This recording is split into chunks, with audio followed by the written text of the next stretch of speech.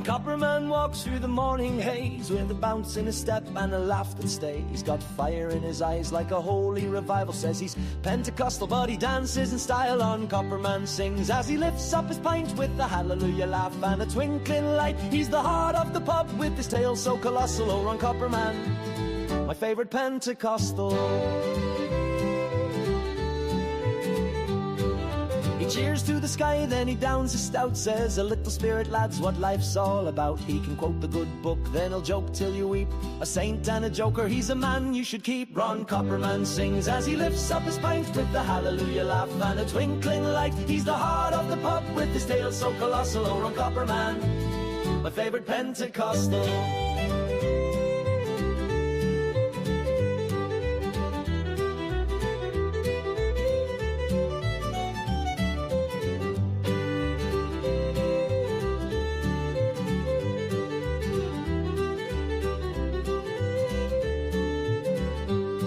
Once told the parson, let's pray, then we'll jig. Said grace on the barrel, then he danced a big gig. A miracle, they say he can walk on stout foam. When you're with Copperman, no night leads you home.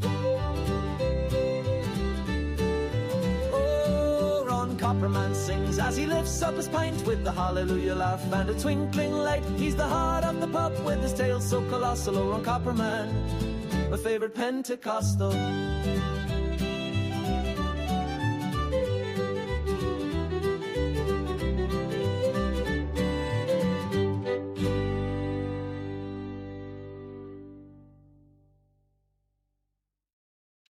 All right. Oh, it's going to replay if I don't stop.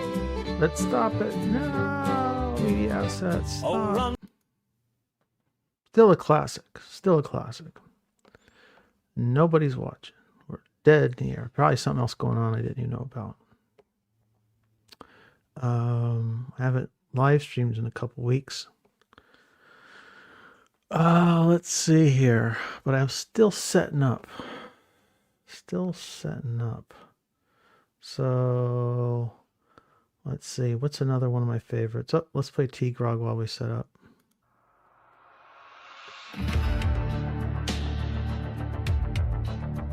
Where's my arrow?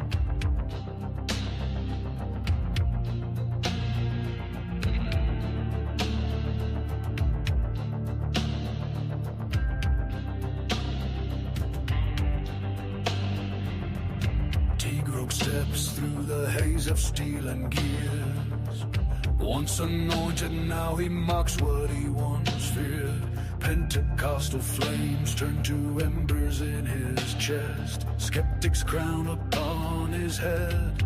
No time for rest.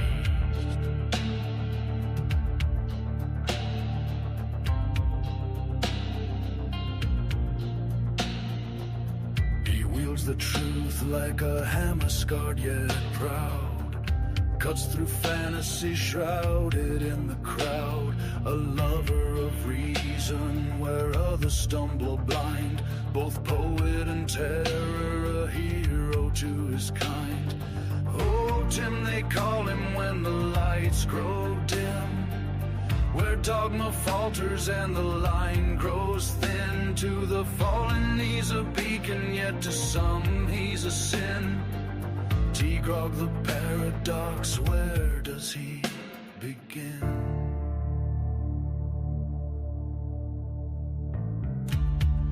Life of the mind and life in his veins destroys illusions, yet finds beauty in the strain.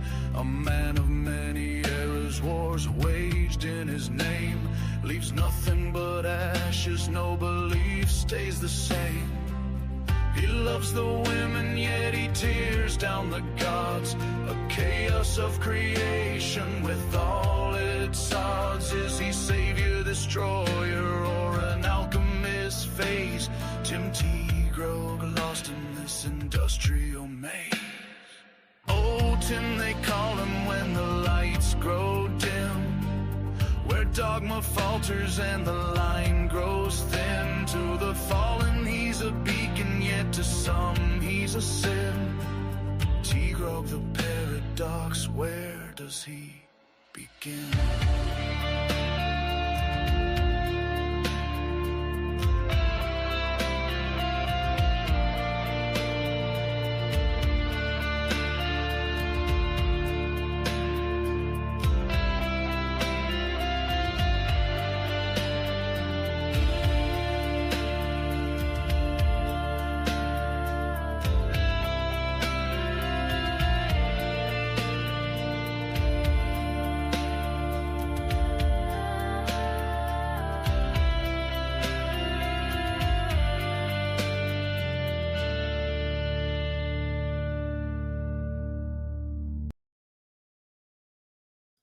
All right. Yeah, the music's from Pseudo, the AI music generation tool, I guess you'd call it. If you're picky, it could be fun. Let's see. I just realized that I accidentally am cross streaming with Grim, but I don't have time to do anything else, and I haven't done anything for 2 weeks, so people can come back and watch later or something if they want. Link is in the chat. If anybody wants to hop on. There is share screen. Which do I want to start with first? Well,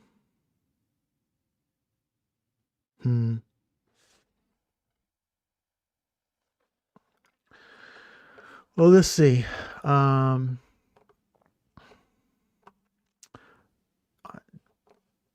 I think Ezra's thing about indeed. Well, actually, it wouldn't have made it without my prompts, as well as my lyrics. A lot of the lyrics are my own, so it was kind of silly. So it's a blend. It's blend. It's cyborg. It's cybernetic. Let's see here. Make my face bigger. There we go. Ezra's TLC movie night. This was done. When was this done? On the 20th? 23rd. No? When was this done? Yeah, the 23rd. 3 days ago. 4 days ago. They did My Dinner with Andre. It was great. Love the movie. I was so happy because I hadn't watched the movie in forever. I don't think I'd watched it from start to finish in decades, but I did see it in the movie theaters back in 1981. The usual audience is at Grim Grizz right now. I didn't realize I was cross live streaming with Grim, but whatever. This was impromptu, and I wanted to do something a little different. I needed a break from my usual routine. There's no subterfuge intended. I just it's been a long, hard couple weeks, challenging weekend, and I just thought I wanted to do something different. Been working and writing and needed a break from that too. I can't even think straight at this point. So I wanted to do something different. So let's talk about Ezra's live stream. Not live stream, his movie, what do you call it? Movie night with My Dinner with Andre. If you don't know anything about My Dinner with Andre, I guess I could pull something up about that too. It's a movie going back to 1981. Just look it up. Let's talk briefly. There's one area that I didn't funny. I don't know if I really found it funny, as just sad that people now in their 40s are so historically disconnected from reality. So let's play it. We muted. Take out the mute. Let's see. What was the most boomer thing about the movie? Anybody have any takes on the most boomer things in the movie? Go ahead. Yeah. Jed. I'm going to say something quick now. Balance. It's the constant reference to the Hitler stuff. The post World War II consensus. Yeah, it was alive and well in there. Yeah, just it haunted the whole thing. Oh yeah. It's 1981, man. All right. Neil caught it. Okay, the movie is released in 1981. The script is written over a course of like 3 years in the 70s. and it's actually in the movie is filmed in 1980. Right. And the writers and the actors who are playing versions of themselves. So it's an interesting backstory to the script behind My Dinner with Andre. Wallace Shawn had a conversation with Andre Gregory, and they're both Jews in the late 70s, early 80s.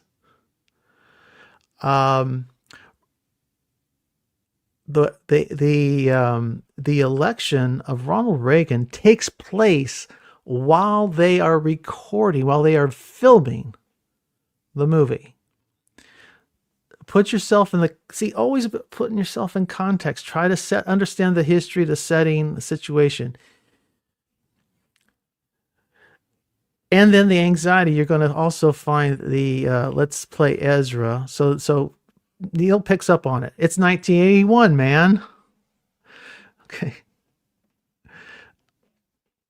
The Holocaust is still living memory for them.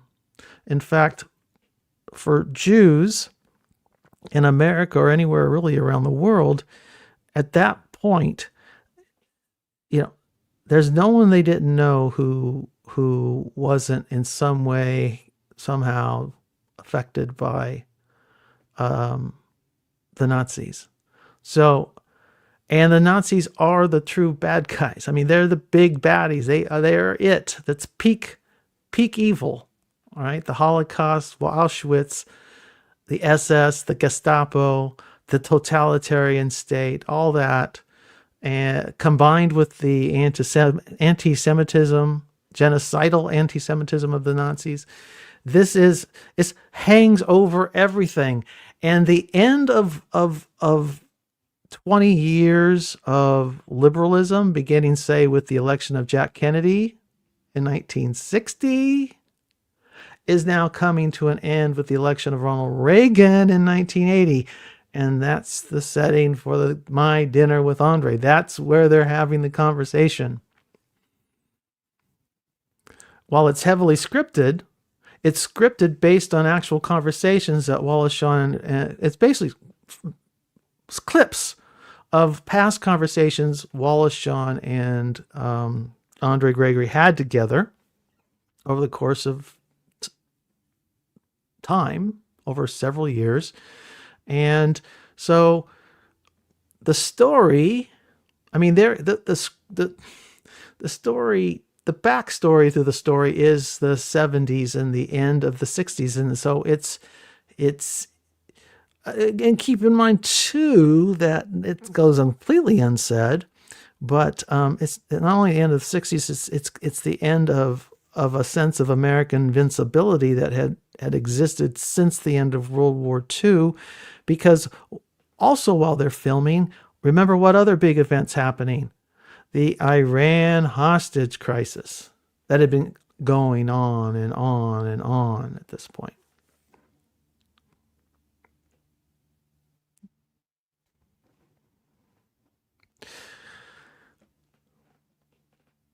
A credible lack of empathy to not understand that. And then let's play a little bit more. Anybody else? Any boomer things that jumped out to anybody? It jumped out to me how they dropped the 60s. The 60s were the last burst of humanity before the end. This is what I was saying. That period of progressivism is ending because it is 1980 when they filmed this.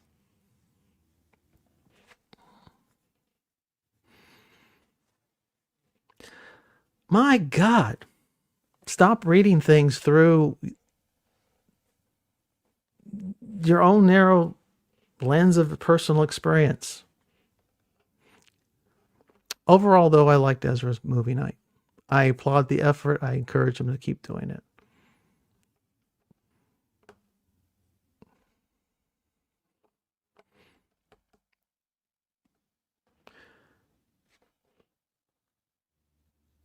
But it is extremely valuable to know your history a little bit.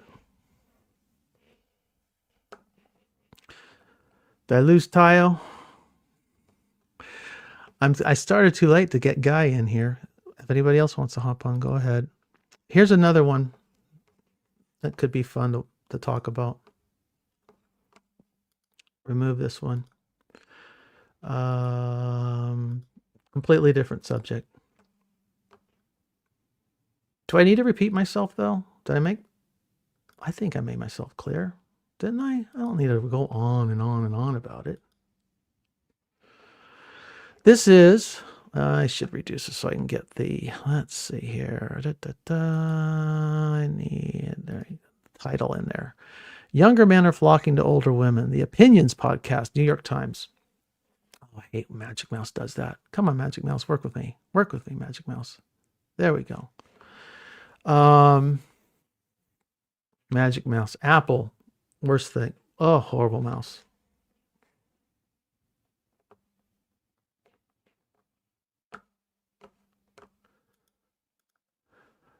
What do you mean, Tayo? Do we all now have to apologize for the boomerality in the media we like? I'm not asking for an apology. I'm just asking you not to be stupid.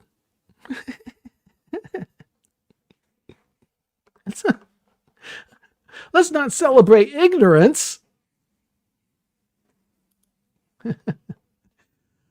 And Paul Vanderklay, I sent this to Paul. I don't know. It's probably been a couple weeks now, hasn't it? When did this come out?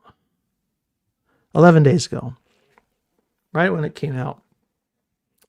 It's backstory. It's a podcast. 3 women get together. They're accomplished women.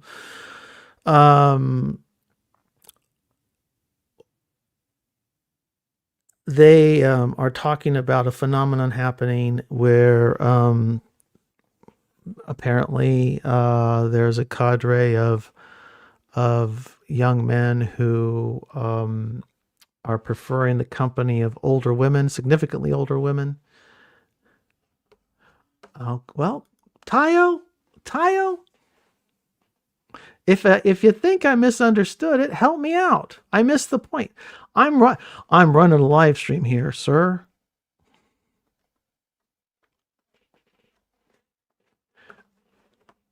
Help me understand. You got to spell it out simply.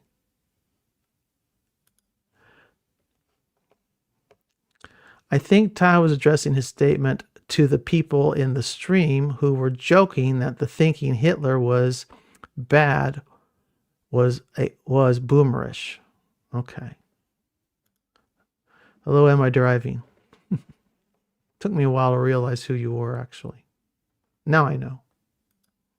Anyway, do we need to keep talking about the Ezra thing before I go on to the older women, younger men thing?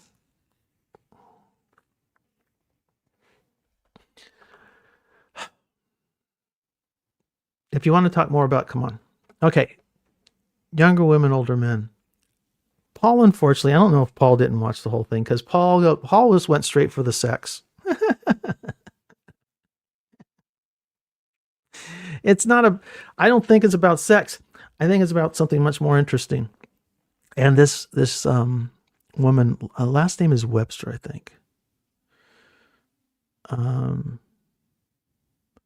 Yes. Jameson Webster. She's a Lacanian. Let's play a little clip and see what we can do. Unmute. Plus have risen by, I think, Cougar 85%, 50 plus 105%. How do you think the fantasy element of this plays into it? Yeah, I mean, I guess, I hate to be such a cliche psychoanalyst, but, there's this thing called the Oedipus complex. Freud talked. This is where it gets interesting, and I don't know if Paul got this far in the podcast, but it is really good, this part. About once upon a time. And again, it's this idea that the ideas that we have about love and intimacy and sexuality and excitement are born at home.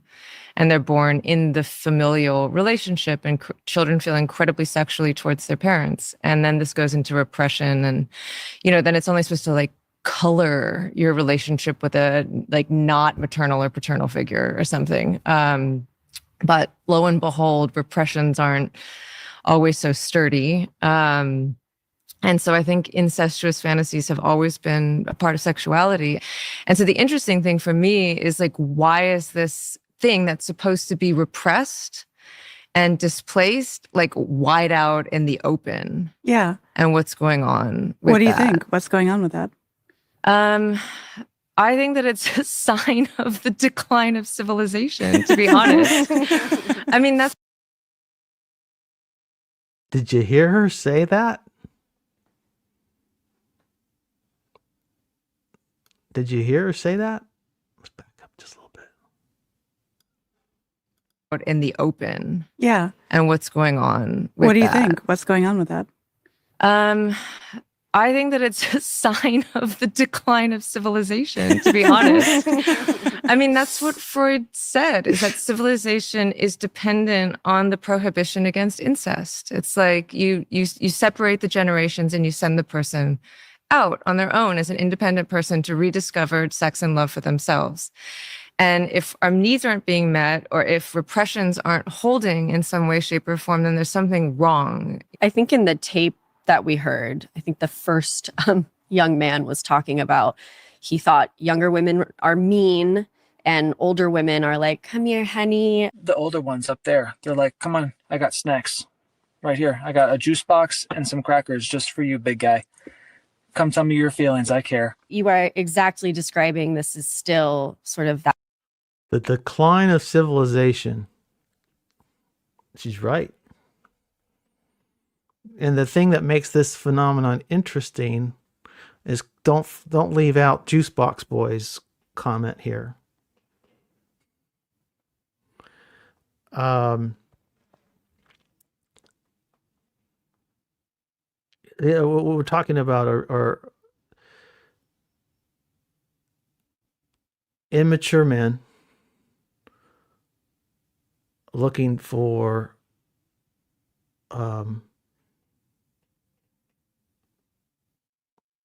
mother figures with whom to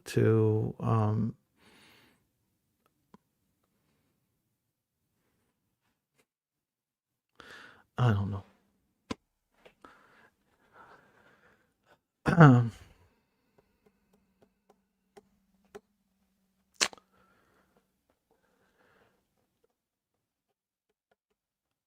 She's right on. That's all I can say. I'm afraid to say it out loud too much. It's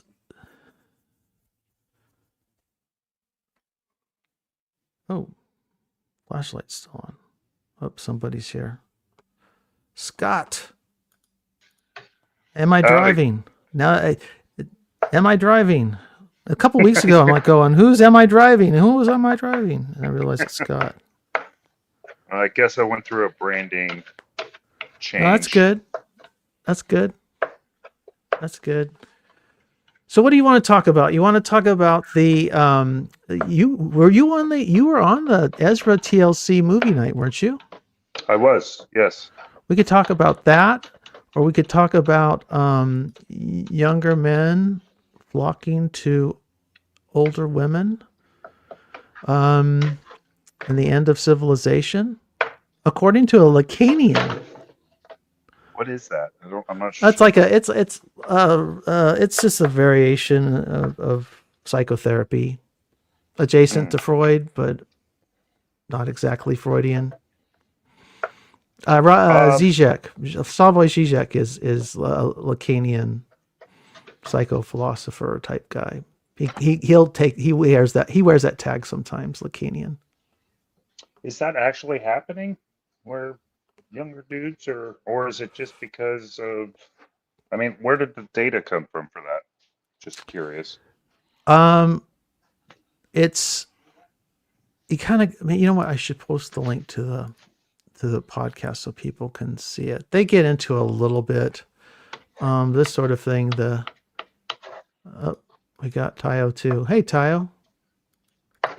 Howdy. Hiya. Here's the link to the Opinions podcast. So it's only 30 minutes long, so it's not a really long conversation.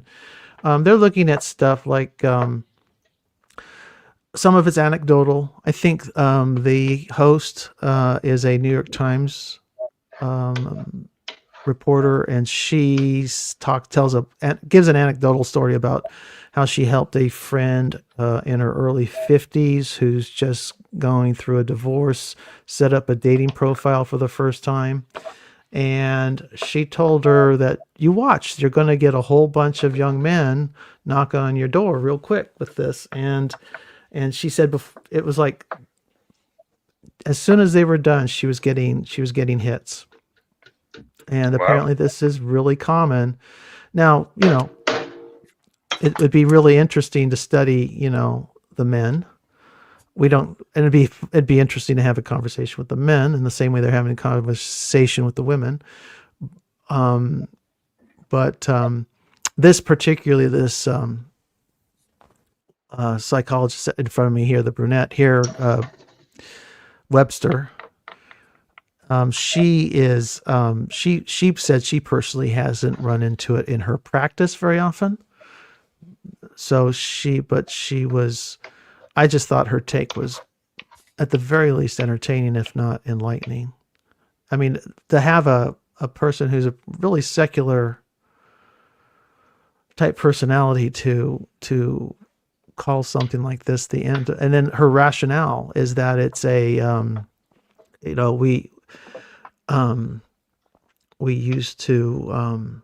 we discourage this sort of behavior because we don't want people to reenact. We want them to actually mature sexually, not to keep their childhood and incestuous impulses. We want that sort of dealt with through the normal maturing process, not carried on into adulthood, which is what she argues is essentially a kind of incest once removed. But you could debate all of it. I mean, it's just, you could debate her case and say there's no problem with it whatsoever. She can say she's all wrong, or you could say she's right or part right and discuss how she is or isn't. But I found it to be a really good conversation. All Paul could say is, young men want cheap, easy sex. I don't think that was quite the fair take. I don't think it's quite that simple. Because normally young men, I remember when I was young, something that I found, you guys can tell me what it's like, but when I was young, we were ridiculously picky, like we were special catches ourselves. But I just remember, like, the idea of going after older women, the idea of it did feel like going after mom, and you didn't do it. You didn't even want to do it. It was like, that was you, but times are different. I don't know. When I was younger, I preferred older. As a matter of fact, my wife. For me, it was a sense of they knew what they wanted. I didn't have to play any games. That was my thought process in it. Okay.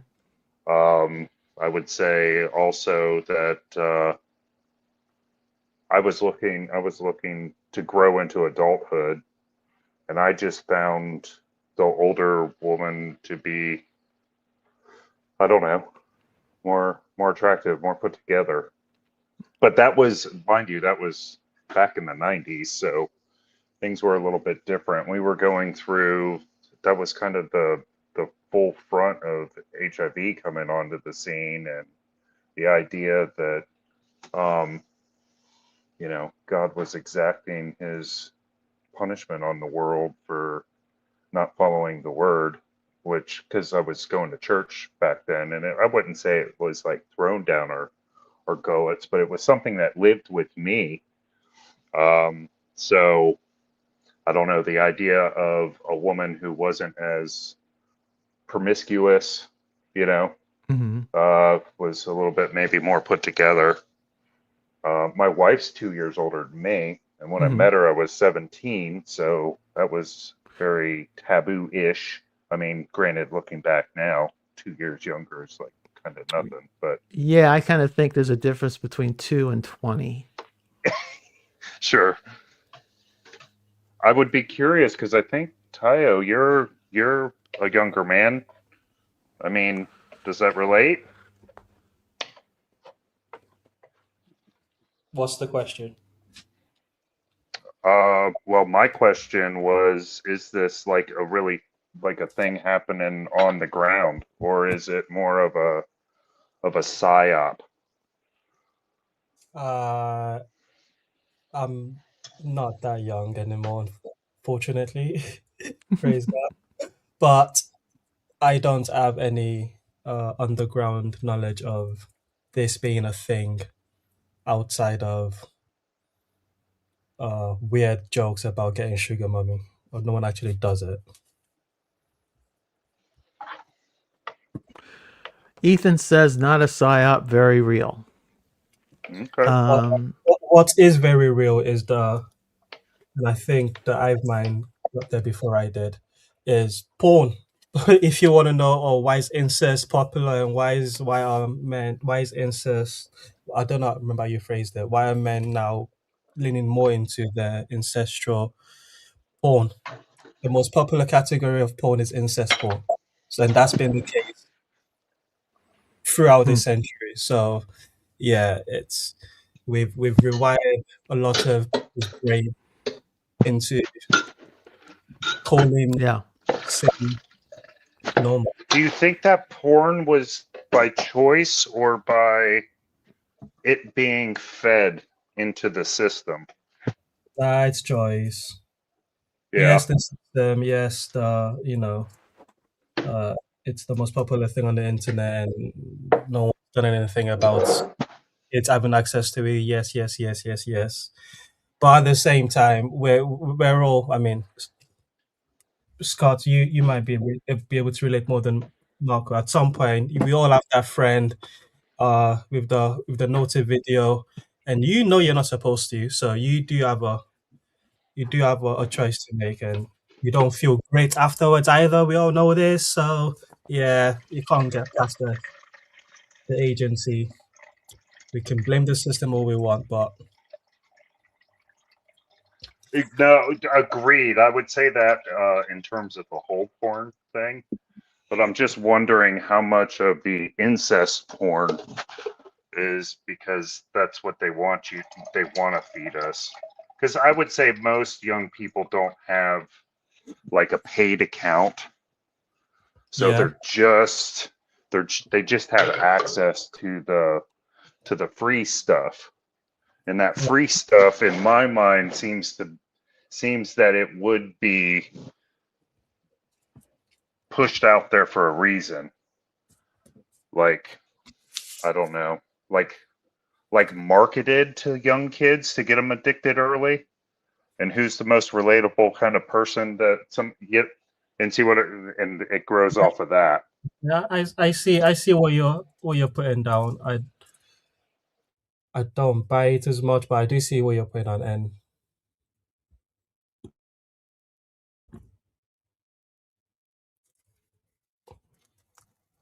shite. Am I back? You're back. Did I lose connection on my end? Can you hear me? I hear you. I think Okay. Scott's frozen. froze. Yeah, Scott froze. Okay. But it looks like my signal's okay. Oh, there he is. There he is. Okay. Sorry. No Let me worries. move it over here. It's a little closer to the Wi-Fi. Yeah, you're getting too close to the truth. You have to be. I don't know. I don't think it's I think it goes older than that, because part of when I was this whole thing took me down a rabbit hole of research, and part of it made me reflect on some of the work I've been doing around the Oneida commune, the colony, which was a Christian perfectionist thing that Paul has mentioned from time to time. I've mentioned it from time to time. But one of the features, it was partly a free sex cult of sorts. Is this the same company that made the silverware? And it's the same company that, yes, they oh dissolved. My goodness. Yes, they dissolved the cult and just went into making silverware. They were a sex cult for about 20-25 years, and then when their leader was more or less chased out of the country for fear of prosecution, he because they were changing laws and he was attracting attention and so on and so forth. And then the president got assassinated by a person who had lived with the commune for about 5 years in the 1860s.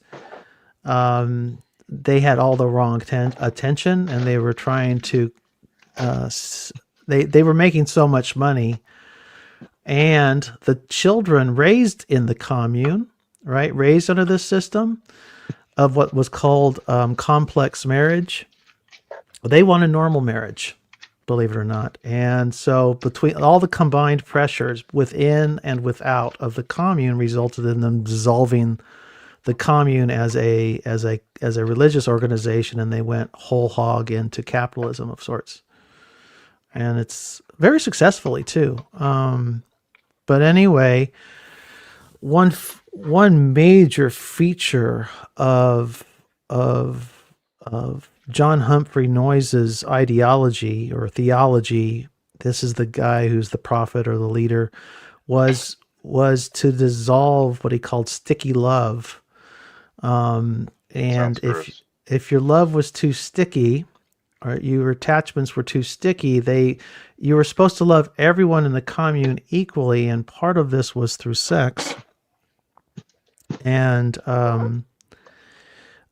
so he found incest was a feature of all this too. So it was it was intentional. It was an intentional part of the project to relationships between brothers, sisters, uncles, nieces, that sort of thing. And the young men were trained by older women. So this was another interesting thing. So you have some of what they're talking about in the secular realm today kind of had already been carried out to its fullest possible extent at the Oneida commune back in the 1850s, 60s, 70s. How long did it go on for before they stopped it? Over 20 years. I think it formed in the late 1850s. He had been chased out of one town in Vermont, and so he and most of them were family members of his. They all, as well as a few couples that have joined them. But they moved and they ran into upstate New York, kind of out in the middle of nowhere back in those days, and they reformed the community, and there they thrived for about well over 2 decades. They also, while all that's happening, something very much like it is happening in early Mormonism. In their case, it's plural marriage, not complex marriage. But it's also, just like Oneida, it's initiating or marrying people at a very young age, 12, 13, 14 years of age. And I'm guessing, it's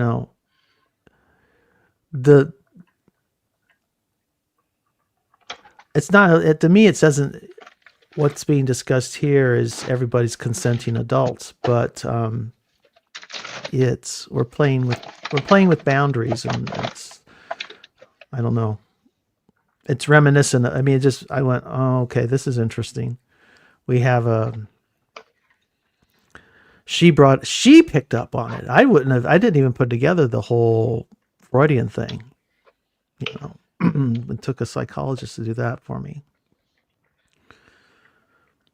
Well, I think the earlier you introduce kids to sex, right? And even in a good intention, like say sex ed in school, Right. right? They're gonna start thinking about it. And like I said, the one place you as a any kid, but you're gonna think about your parents. You know, that's the truest sense of love you have at that stage, and you know, because that's even how it's sold, right? When two people love each other, birds and the bees, they get together, and then babies are formed. I guess it comes down to how did I come into the world kind of question, right? Kids ask. Yeah. Yeah. But I think that's why, you know, we're kind of instructed to teach the children because it won't leave them. And also I when think that's what disgusts us so much when this. Well, it's funny. It does. I mean, the thing is that it's a civilizational thing too, isn't it? Because isn't that something that came up with the Ayaan Hirsi Ali material that Paul has been going through? Is that wasn't she betrothed to a cousin or something? I don't know. I am or not shopped getting, around to one or something. Yeah, I've not been watching as much since he's been diving into that book. Mostly of a sense of I'm doing the other stuff here, and so I just don't have the time. And the other is that I'm just not. It's just not hitting with me like some of his other stuff has. You know, it's not that I'm not interested. It's just it doesn't rise to the kind of level with my timing. So I don't know for sure. I see it as PVK's version of the Jacob's Iran update. It's a sense making of Iran and Muslims in general. I'm enjoying it. It's fun watching him learn and makes a difference. How's he doing from your judgment? Because you probably are better educated than the average American. It's adorable. It's adorable. Well, I mean, that's why I kind of love it. And he's always said that that's what he's doing. He's thinking out loud. So that's true. It makes perfect sense that he's just doing this thing. And it is in the cultural zeitgeist for sure. You know, how do we integrate this thing that on its face seems to be antithetical to some of the things we believe? So it doesn't surprise me that he's delving down it.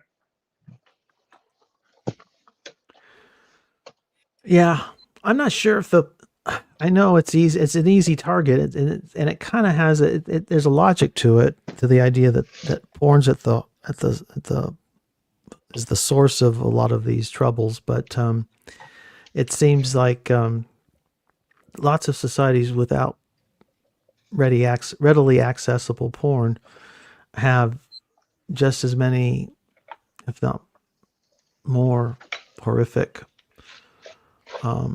issues with sex than we do, and it doesn't seem to make a difference. I mean, have you ever heard the stories that snipers tell in Iraq and Afghanistan and so on during the wars, that they would watch people for days on end, and so they got to see all their personal secrets? It's as bad as anything you could possibly hear. I just like it's sexually. It's just like rough. And these are cultures without Pornhub. Well, so what you're saying is they're finding a way to satisfy the urge, right? Well, or we would even call them dysfunctional urges, right? I mean, some of it's just real freaky. Go ahead, Tyle. I'm trying not to be too explicit, you know. Yeah. How can we have a polite conversation when, you know, on an impolite topic? I don't know. Well, just to go back to me saying adorable, I realized as the conversation went on that way, that might come off rude. What I meant by that is any American talking about Muslims is often just adorable because you guys aren't really living with Muslims the way a lot of European countries are. And being Nigerian, that's all my life. It was Christians and Muslims together. So it's very what's adorable about it is at least well post triumph. For most Americans they don't care, they don't know about Muslims, they're just terrorists, blah blah blah.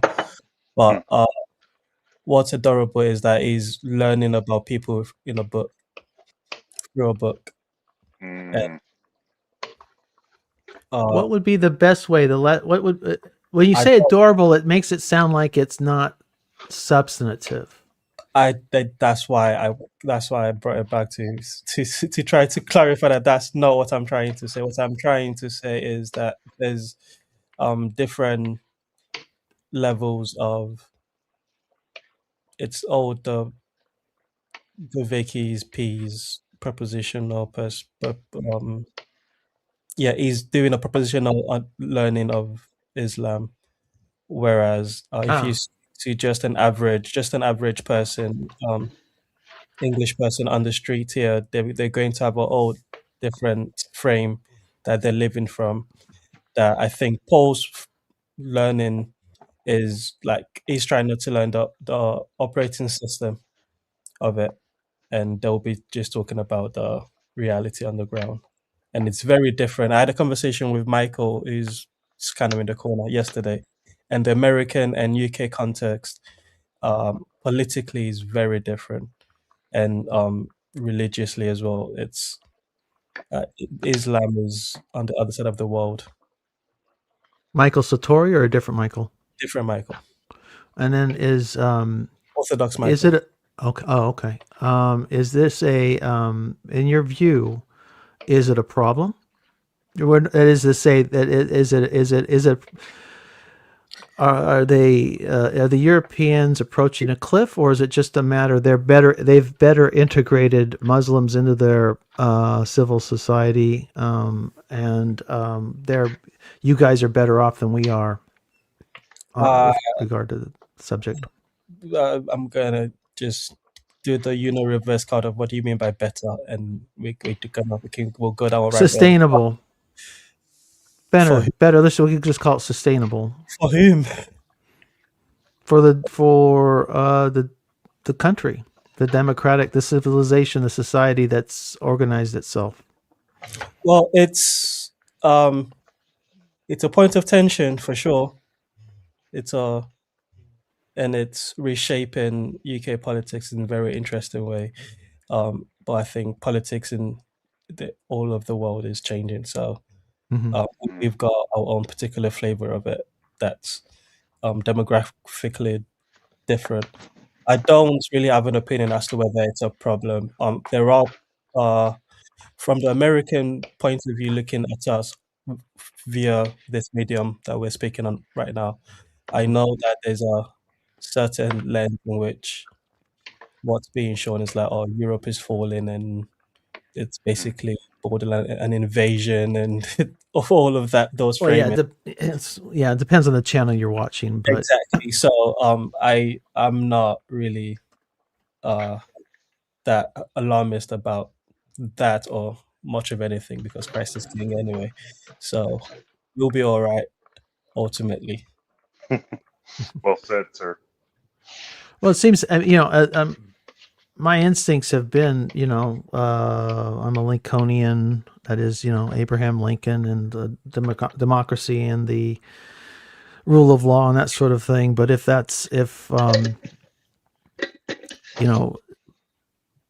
how best to preserve that, is a kind of authoritarian liberalism what's necessary to keep it in place, or is some variation of Christian nationalism so that we don't overrun with a religious ideology that is antithetical to, say, Lincoln's vision of American democracy. is that the better play? I have no idea at this point. I mean, I find because of Paul entertains so many voices in his head that I previously would have considered toxic. I've been poisoned as well. So I very well put. we have all been poisoned by Paul Vanderklay's Consciousness Congress. Exactly. So I have no firm answers other than, I mean, you know, I don't want to be so liberal that I, you know, set ourselves up for failure, because that's always a threat. I mean, that's what made that part of Lincoln's genius, is that he seemed willing. He had his principles, but he seemed to have an instinct for when to compromise them. And when he compromised them, he could compromise them rather ruthlessly. He's not known for that necessarily, unless you study the history. Everyone who studies Civil War history knows how ruthless Lincoln can be. The rest of America and the world tends to think of him as a Uncle Abe kind of figure, but he could be very brutal. You know, he described the battlefield deaths as coming to grips with the math. Just this is what it takes to win. It's math. And his Grant was his general because Grant understood the math, and he did. But that takes us. That's a person that's very ruthless. Yeah, if you apply that, well, a lot of people are trying to apply that frame. The demographic frame is where the maths comes down to is. Oh, I think we're back. I hear you. Are you there with us? I can hear him. Yeah, I was just saying, if we apply it's math. Math is the way to power. I think. Yeah, fair. But that's basically the anxiety of the populist right for the demographic change in Europe, which is not unfounded. It is changing. It's changed from when I got there quite a bit. And it's not unreasonable that I see someone in the chat spazzing out. But yeah, that sort of reaction is not unfounded completely. It's not completely irrational. But the other thing I was going to say earlier before, when you ask what is a problem, what is a problem is the thinking we're all speaking the same language when we're talking about politics across the pond or across states or across countries, because the internet sort of makes it feel like a whole bunch of people are on the same team, when in reality, if they were placed underground in the place of the team that they feel like they're on, they would not be on the same team. And the UK's are good sort of playing out of that, where the left and the right frame really doesn't work. Yeah. Well, I think this person points out that projections aren't really worth the paper they're written on. That's a good point. I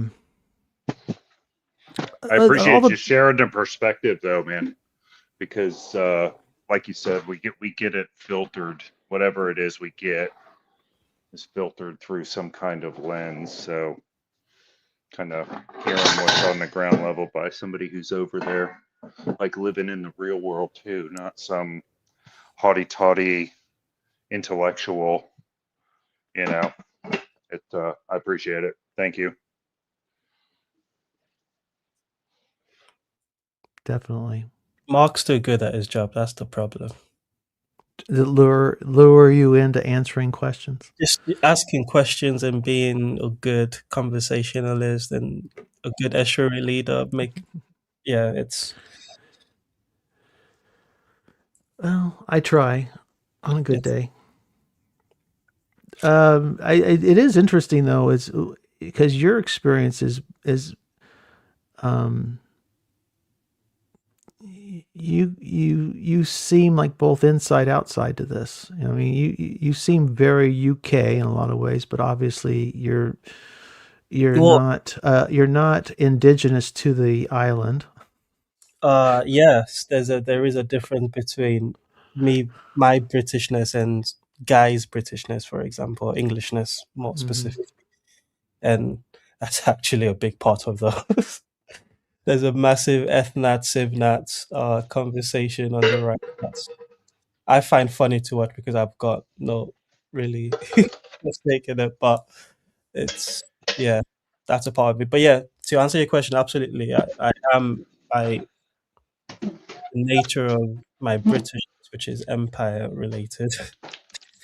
Well, let me ask you this: does it feel do some Muslims or let's just say, can we speak of Muslims in the UK as a general category? Okay, Absolutely not. Okay, Absolutely not. So, do some Muslims feel threatening and others not? Or I mean, are there okay? Just we're talking about populations.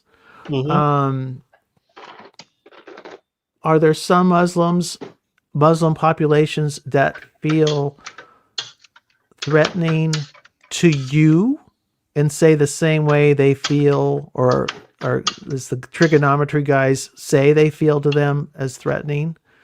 Or is threatening just the wrong word, period? Is that just the wrong way to look at it altogether, that you only feel threatened by individuals, not by populations?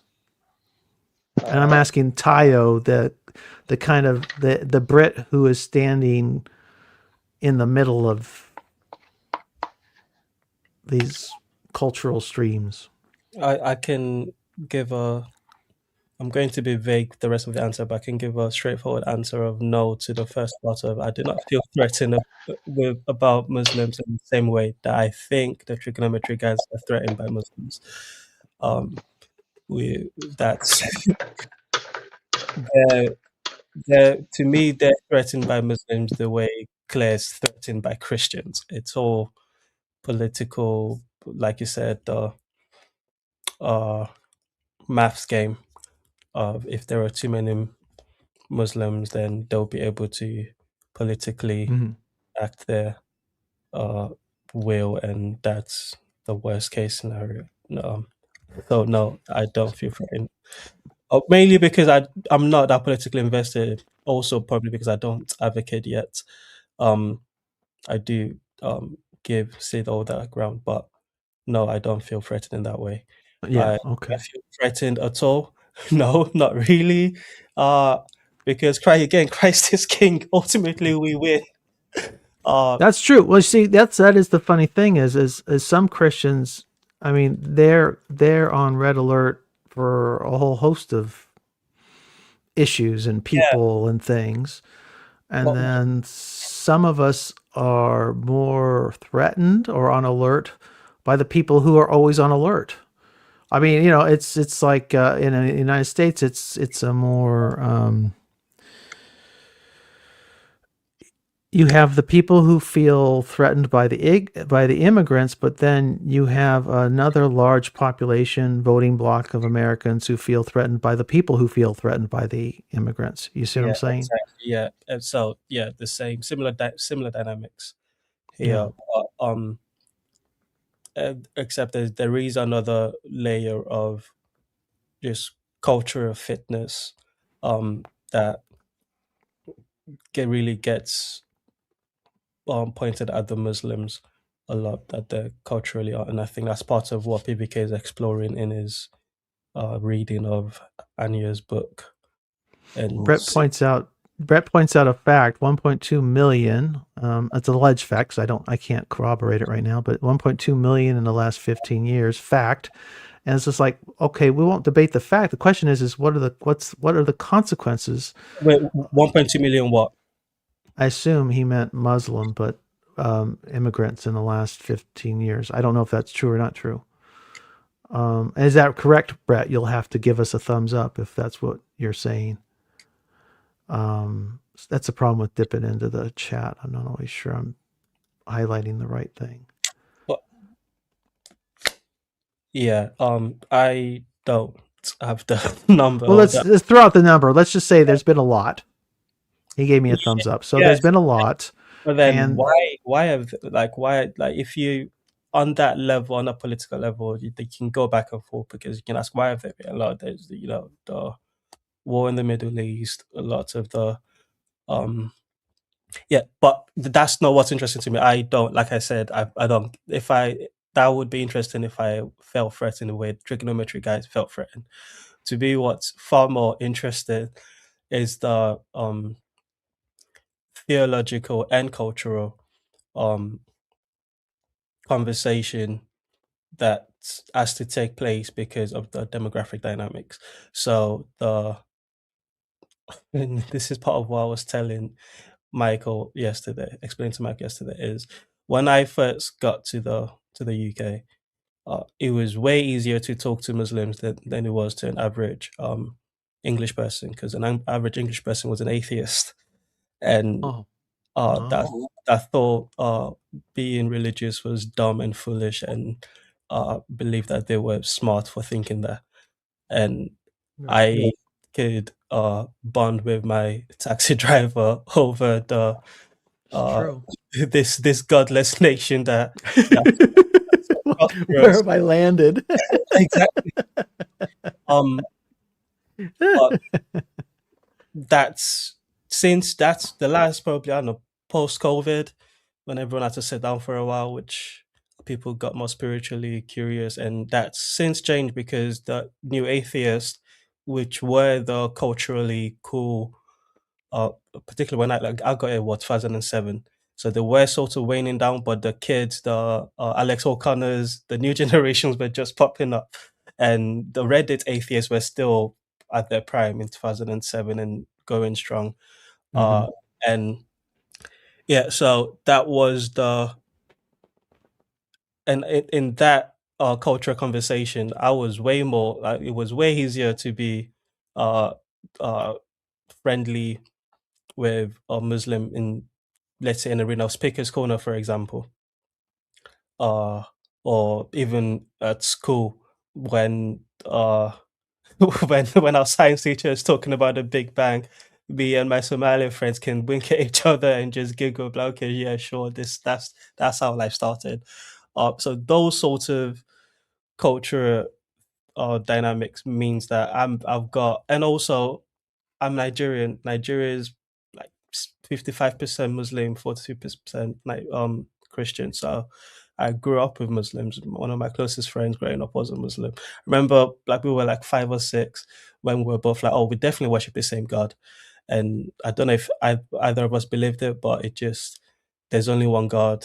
How could we worship any other God? There's only one God. That was sort of the end of the conclusion. So living alongside Muslims, for me personally, as Tayo, you're asking, is something that I'm used to.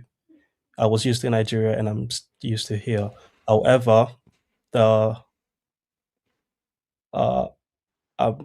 also no, theologically, we're on different sides. They don't believe in the Jesus that I do, and they see me like Claire's being the way Claire's pissed off at Trinity, the Trinity in the chat. That's how every Muslim is every single time. Doesn't matter where the conversation starts, it ends with the Trinity once they find out you're a Christian. So yeah, that's also part of the dynamic, which is where if not threat, in that case, threaten would be the wrong word, but that's where my beef with them is. It's on the theological front. I'm trying to save them from their religion that they believe in, sometimes more than it feels like I believe in mine. Okay. But those are the religious ones. There are also the secular Muslims, the second generation, right, Biden type, which are Mark Lefebvre really used this from meaning crisis and faith crisis people. even the second generation backsliding Muslim, the someone of the ilk that PVK show is about. Mhm. I don't know the show. Even that person is still back when I first got it. They were still more spiritually curious. They were more likely to eventually end up going back to mosque and having one Ramadan that really affects them, and that's it. They're back taking their faith seriously. So they've got that. That was always an available path, but for them, but other than that, they just go progressive. McMahon and I spoke about that briefly yesterday. It was just the amount of progressive Muslims. If you're young, grew up in the West, but your parents are from a Muslim, and especially if you're a woman, which is what PVK I think again is sort of learning and teasing out from for Aya's book. It's so like the feminism, and just not feminism entirely, but just the liberty for women in the West to Muslim, a backsliding Muslim is very powerful, and they're way more radical than even your most radical right winger. That's interesting. Scott, did you have thoughts? Well, it's just interesting hearing your story, Teo. I got a lot of pushback from Nigerian at work, No. probably 3 jobs ago. 3 jobs ago over the Trinity. He basically called me a blasphemer. Yep, absolutely. yeah. So it reminded me of him. He was a hustler, man. He was a real hustler. He would come into work and sell sheets to, because up here in Georgia, I'd say outside of Indian, Nigerians are probably the culture I run into the most, especially in the healthcare industry. You'll be running into more of us because there's more Nigerians, but the country's getting worse and worse, so we'll be escaping as far and wide. Well, so that was one of the things that surprised me was because I believe, if I'm not mistaken, there's 5 different tribes. I think the biggest one is what, Ibu? And Igbo, Yoruba, Hausa. There's 3 main ones. Okay. And they like hate each other from what I gather. Well, this goes back to that, to the idea of the nation states. Like, very few, if any, country in Africa believes in nation state, because you lot drew the line, we didn't. We were fighting wars with each other, and then you're like, oh yeah, you're now these people now. So yeah, it's the biggest in the Nigerian dynamic. It's more the Igbos and the Yorubas. They've been Christianized enough that they can get along. But the Hausas are strictly Muslim. So I think the Igbos are mostly strictly Christian. The Yorubas, which are my people, were like 50-50, because the Muslims got to us first before the Christendom touched down. Yeah, so that's all. That's the only thought I really had was how it brought me back to that conversation that I was having with him. I wish I could remember his name.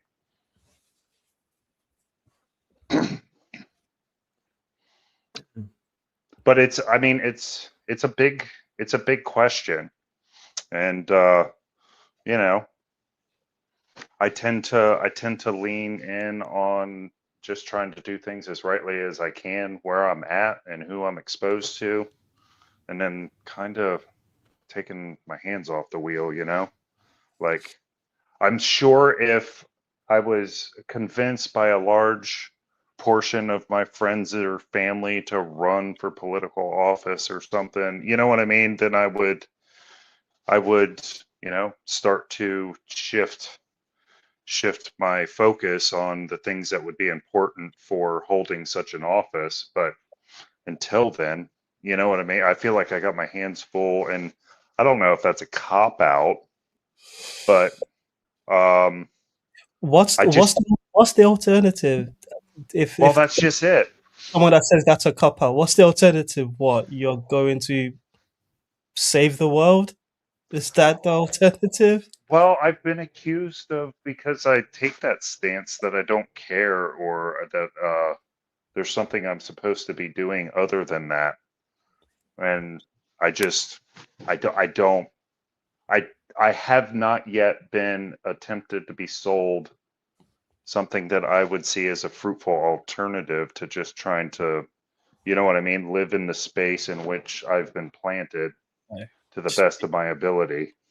Be a good deacon and a good dad. Right. Yeah. Yeah. And that's what I've been focused on. Right. So, yeah, that's. God bless you. We'll have to contend with it for sure, but. Yeah. We win. Yeah, the road to hell is paved with people intending to fix the world. You know, just like it causes lots of problems. Which is my default. Well, we all want to fix the world, but if you lean into it much, you end up giving lectures about the Antichrist whilst LARPing as the Antichrist. I think that's how it happens too, by the way. I don't know. I don't know. Really. Well, I gotta say, I'm having fun. Like, you know what I mean? Digging in and trying to take the little extra steps that I have over the last few months. You know, and maybe that's it. Maybe that's the thing. You know, just showing how I'm living kind of right here, right now. And no, I'm not. Just so somebody's saying here, Red Panda is saying the road to hell is paved with good intentions, quote and end quote, and which is why you should do evil. No, I'm not saying that, but don't.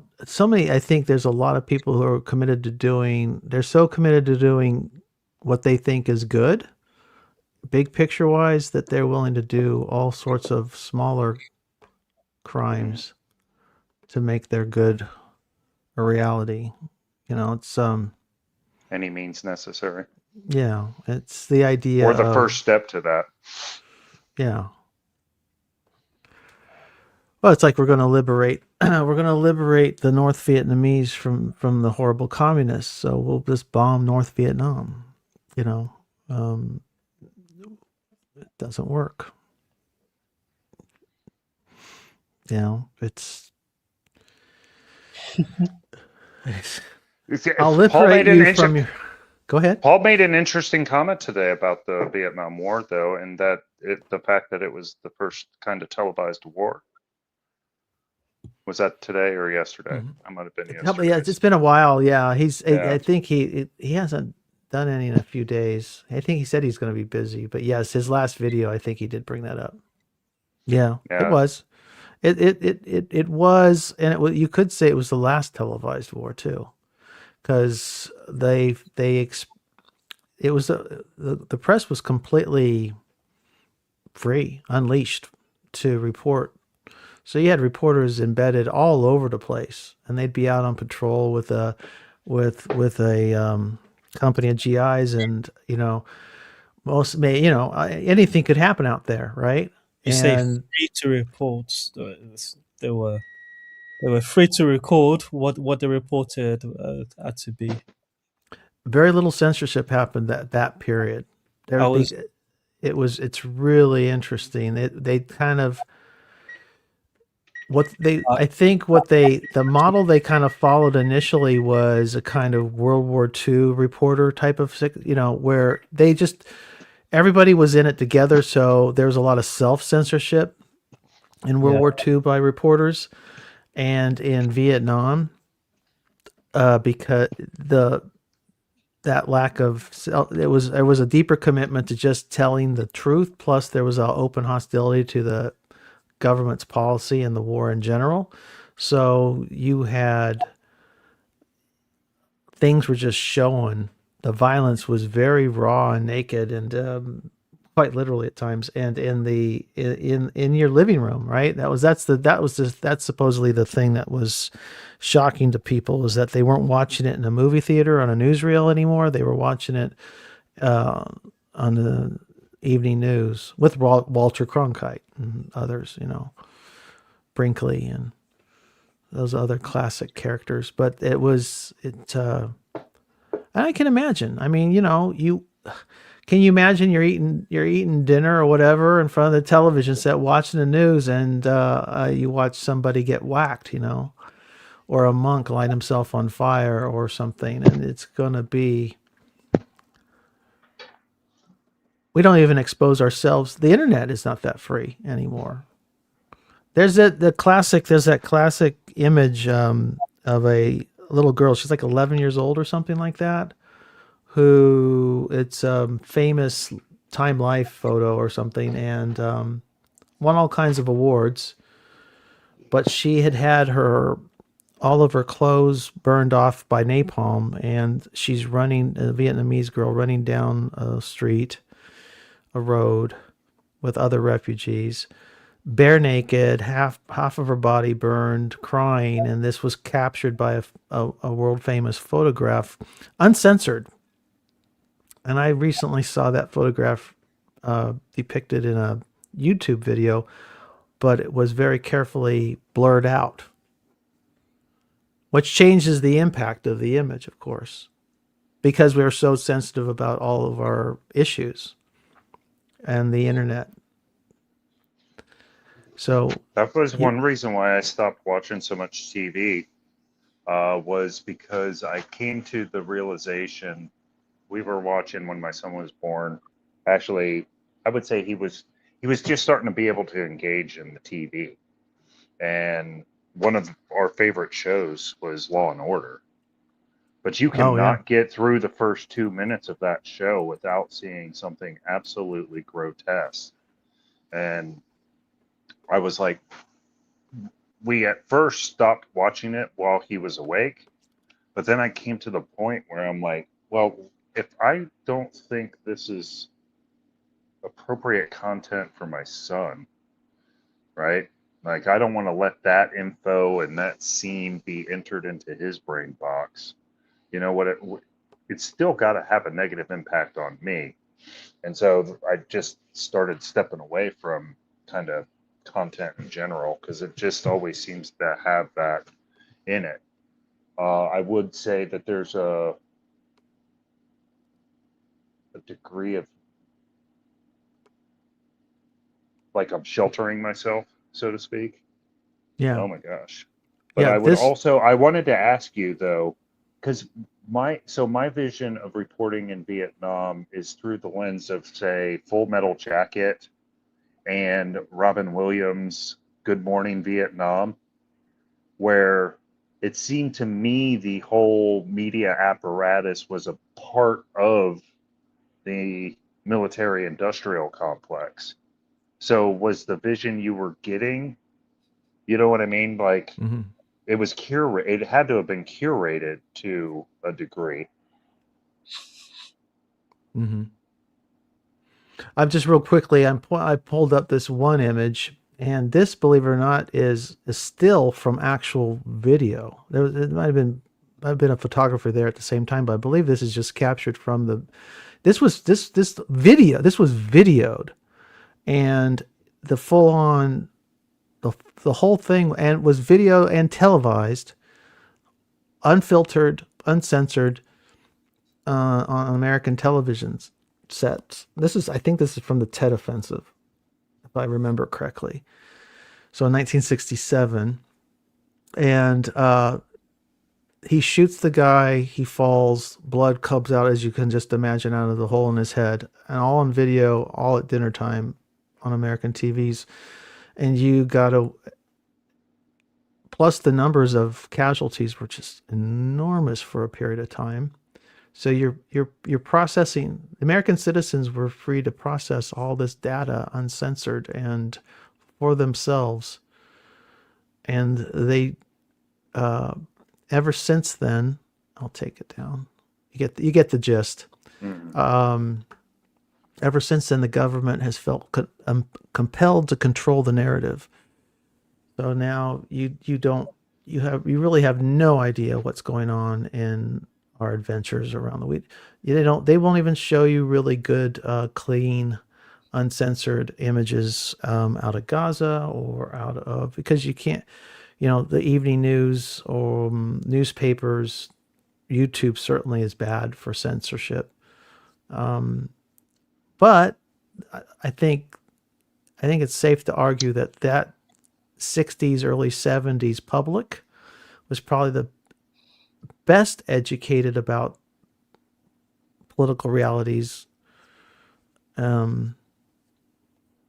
as we've ever been as a society, because they had the data in front of them and they could choose to read it or not read it, watch it or not watch it, but it was there uncensored for them to engage with. Ever since then, we've been manipulated. I remember in the 1990, 91, when we went into Iraq for the first time, they were really careful about controlling what we saw. And it was only more so the second time around and after that.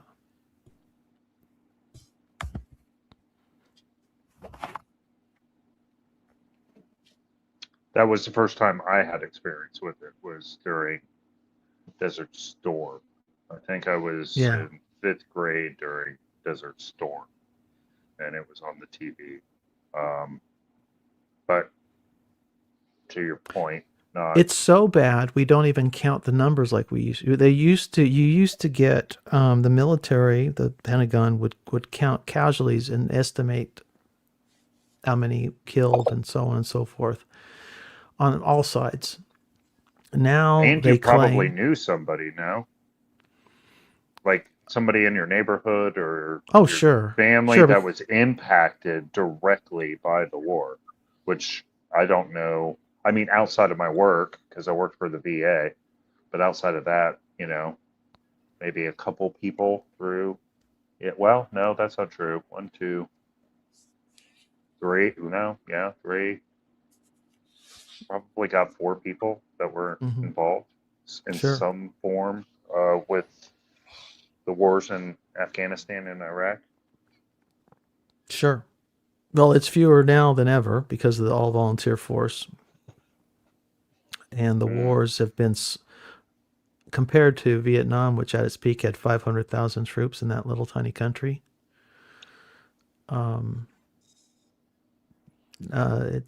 just can't. We've never had a war like it since. But what I was going to say is that we don't even attempt to count, or allegedly don't attempt to count, casualty figures on the other side.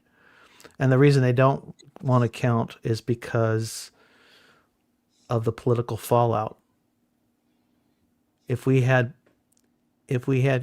clear numbers that the United States government produced, and thereby could not disavow, they would have to take responsibility for those figures, right?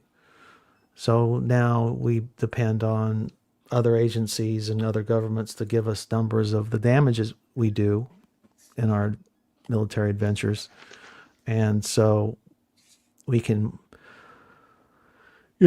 nobody has to take responsibility for it. We just kind of say, well, that's their numbers. But Americans, I think, best estimates are over 1 million Vietnamese killed during the American participation in that war. It's just phenomenal. Again, and those kinds of numbers impacted people's judgment of the war. We liberated them from their bodies. We called it freedom. And without a real resolution at the end of the thing, really. I mean, downright Same with defeat. Korea. It was Same with all-out Korea. defeat. Like, yeah. We held the line in Korea, but I would say that probably some of that was because of the lack of public approval. I mean, could they have done more? Not to say that they should have, but you know what I mean. Because I mean, well, the logic of the time was probably very compelling, right? I mean, it's like the domino theory was at play, and somebody had been asleep at the switch and allowed China to fall to the communists and so on and so forth. And you're trying to stop them from taking over the entire region or continent.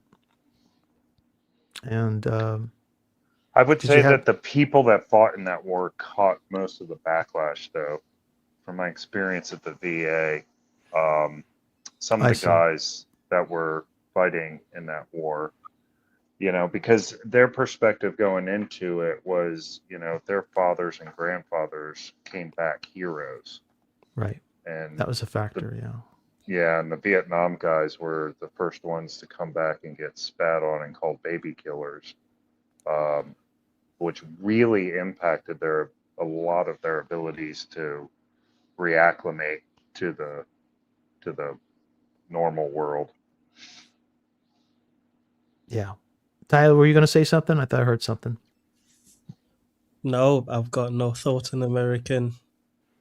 You have no thought on the use of American power internationally? I've got thoughts on that. I don't know if I'm comfortable sharing them, actually. You have to socialize with these people on the internet. Yes. It's dangerous. Yes, I don't know. It's. I think it's important to be able to talk about it. I don't know.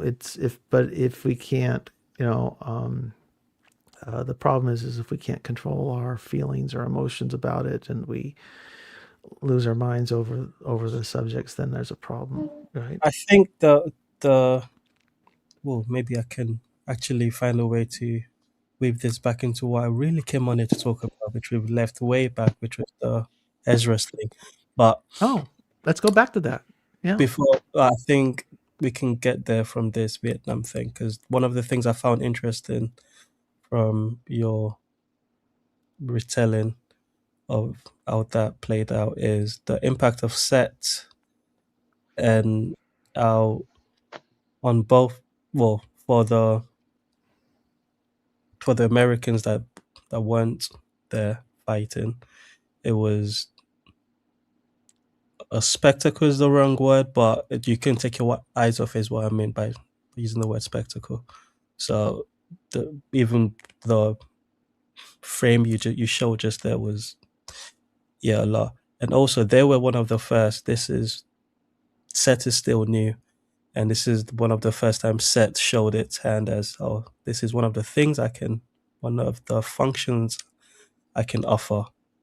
And as a reaction to the more propaganda-based way of showing war pictures and videos of World War II, leaning all the way into we're just gonna tell it. And I can imagine. I've read it a couple of times, Justin Wells's book, and part of it deals with the documentary filmmakers of World War II, and a lot of them came back feeling used by the government and one of them particularly wanting to create a new way of making documentaries. And it's this, I think, cinema veritas, or there was a name for it. And that's what led into the way in which a lot of them captured the Vietnam War to sort of we're just going to show it. But then that went on to traumatize a whole generation in not too dissimilar a way to the way my generation got traumatized by being given social media at 11, 12 years old. And we were watching beheading videos from Afghanistan in English class. So it's oh yeah, I was gonna tie it back to Ezra thing. And the reason the way I was gonna do it is by say, yeah, just a bit more empathy for the boomers, because what I came on to say was to explain my comments from 3 hours ago that you misunderstood. 3 hours. Hour and a half, not even an hour and a half, but okay, I got you. No, I'm glad you did. I'm glad you're coming on to explain that, because I did misunderstand you apparently. Yeah, which was it felt, and I've only seen part of the Ezra's movie night thing, but part of it felt like everyone was going around to say, oh, by the way, this is what I saw that's boomer and in this film that we all love, but we have to disavow it, point out the boomerism and repent of it in a similar way to how white people had to repent of racism 5 years ago. Boomerality is now the new evil that you don't want to be caught affirming, and just let the boomers be. They went through a lot, all right? It's like Al Jolson in blackface. You can't like Al Jolson because of blackface. They can't like boomers because of the boomerality. You can't like good movies because it's got boomerality in it. Interesting point. If you do, you have to point out the boomerality and say, "Oh, I do see it," and ironically, it's there, but I still like this thing. But yeah, I see the boomerality. That's what my was trying to say. Fair enough. I just don't understand how you cannot understand the context of maybe it's something you had to live through to understand it, because it's and when Jews made movies in this period, really from the 60s on, as soon as they were permitted by the censors to make movies about it, they did. They talked about they Nazis and the Holocaust and all of World War II. It colored everything. I mean, it's even to the point where it's like Ed McMahon. You know who you guys couldn't. Neither of you probably know who Ed McMahon is, right? Or do you, I do. Scott? Yeah, he did the Jerry Lewis Labor Day telethon.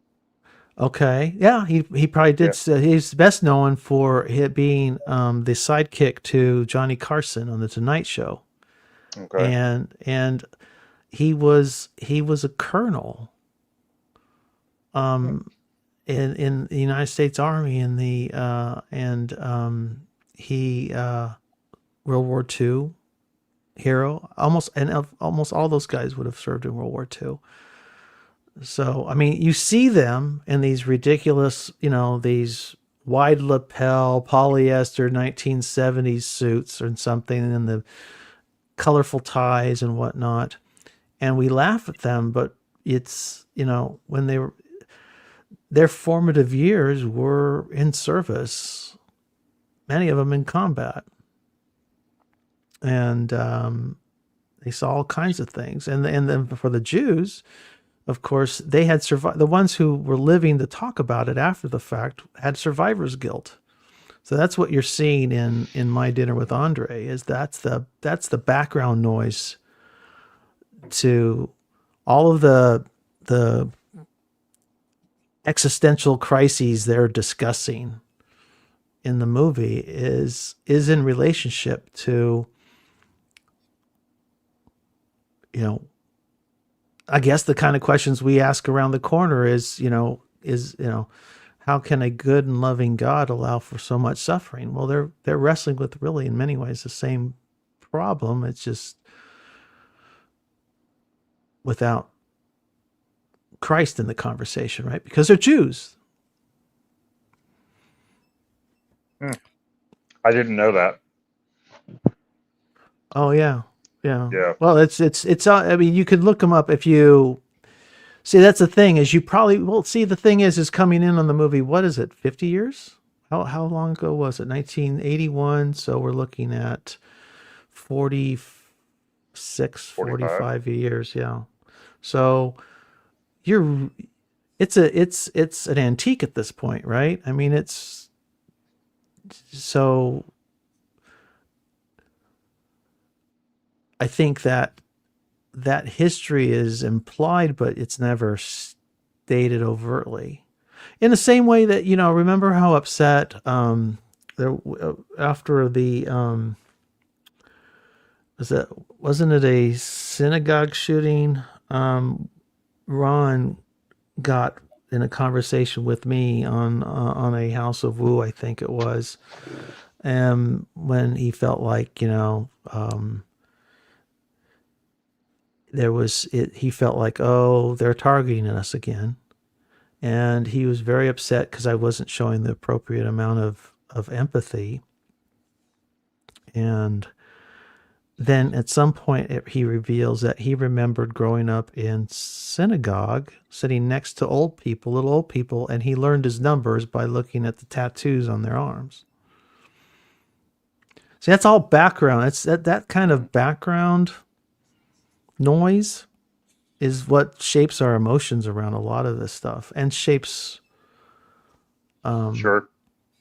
It colors everything without you wouldn't know it unless you said it, though. Of course, if you're coming in as an alien like we are at 45 years later, you kind of look and say, oh, so I thought you were talking about this, but you're really talking about that. And it's because of a whole bunch of stuff that's happened off stage. I was surprised that you didn't show up to the... I didn't know it was happening. Oh, okay. Yeah, I'd missed it. I only discovered it well after the fact. Well, yeah, because you were... Week. Go ahead, Tyle. I was just trying to promote Ezra's. There's another one this week, from what I heard. This week? Well, Grim Grizz announced it on Ethan's. Let me put the link in for the... I haven't seen Ethan. When? Thursday. Yeah, I was working. They also announced the movie, but I don't remember what it is. The link is to, if you want to see the last one about My Dinner with Andre, it's in there, and then chat. And then you're going to say, Scott, something else too?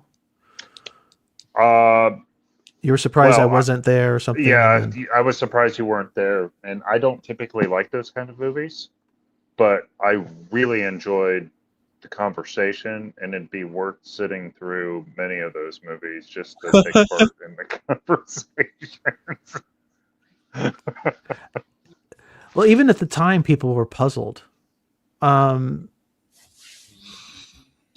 It was a baffling movie when it first came out, and yet you'd watch it, and 2 hours would go by, and that was strangely powerful. And I remember having I had to go. I just started rewatching it. And I because of Ezra's thing, and I remember being slightly annoyed with the Gregory character as being self-involved and a philosophy for the world, but his life is kind of a mess. And what you actually see the Reagan thing was really neat, kind of approaching it with this much time lapsed. Because it'd been decades since I'd watched it, but I remember watching it both on DVD and in the theater originally. And first, the idea of just people talking like that, the idea of making a movie out of that, but yet discovering that it worked, that was awesome. But in retrospect, what I see is like, I so much of it just makes so much more sense to me now than it did even then. Because I'm like going, oh... What we're really watching with Andre Gregory is a man who is a complete Ram Dass type hippie, right? Gone to the East, he's done India, he's talking to Tibetans, comes back with, he's rolled around naked with Polish people in the woods, all that sort of thing. Then all this spiritual trip, the whole spiritual trip of the 70s. And then he comes home, and what is he essentially? When we see him in the restaurant talking pompously to Wally, what is he ultimately but he's a newly born Reagan Republican, living the good life, fat and happy. It's got lots of good stories, but he's come full circle. He's not escaped this bourgeoisness. He's just come full circle and embraced it. Still left hollow. Well, that's the question. Is it? Is it hollow, or is it a maturation? Has he finally grown up? Yeah, I think we talked about that a little bit. He still seemed to be searching. Yeah, well, and they do, right? They kind of do. I mean, it's another thing I tried to point out in the chat was of the Ezra video was that everybody was jumping all over Wally. I hated Wally. Somebody said I hated Wally, and I'm like I just had to stop and timestamp that and say, dude, you wouldn't have a movie without Wally. The whole movie is being told from Wally's perspective. This is Wally. Any realization, see, the Gregory character is actually a character produced out of Wally's imagination. It's not just pure reportage. And the thing is, if it was a novel, it would be more obvious because it might be more obvious. But in this case, because you have the additional perspective of a director and a writer, so you kind of have that. So the director is kind of shaping things in the same way as a writer might in a novel.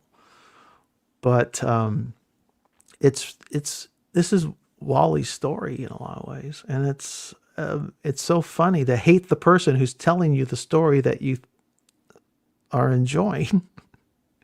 But we do. I'm not saying there's anything bad about it, but it's before I think Chad made the comment too. He said something like, "What if it was my dinner with Wally?" Like, if the roles were reversed, how the story would change. So I think that's a similar point to what he made. Well, we've got somebody here who I don't know who's going by the name of a Shakespeare character, so I probably should be careful here. And you're not going to flash us anything inappropriate, are you, Caliban? Do you want to talk?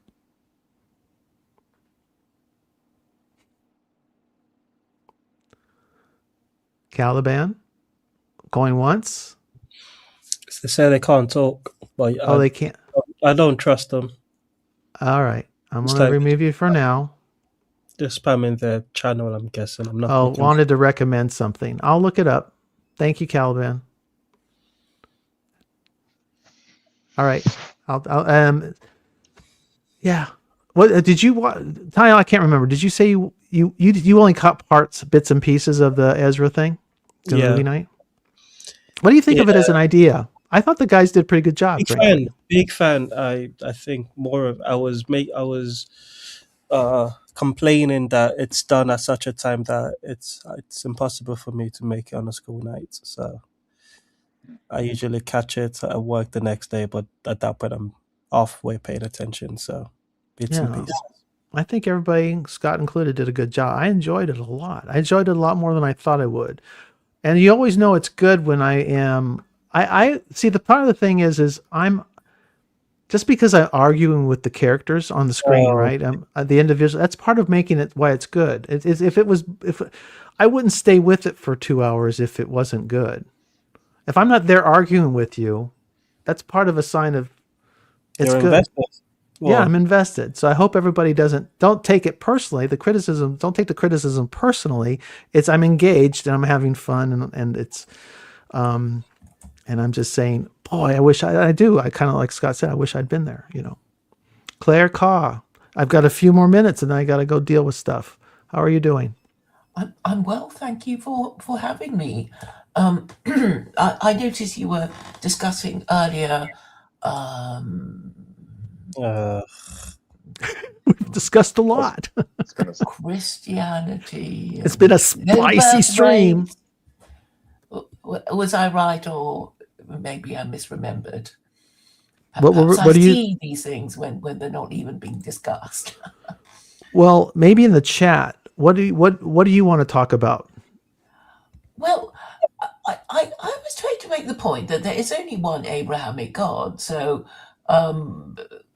why are we arguing so much about it? Because if we were if we wanted to worship a god, we would want to worship the most powerful god, right? And actually, it's a fact, isn't it, that Jews, Christians, and Muslims worship the same Abrahamic God. So really, there shouldn't be so much fighting over this simple proposition.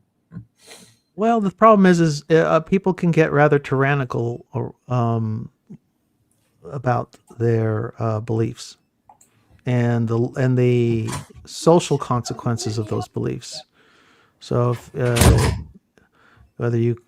whether it's Torah law or Sharia law or Christian morality,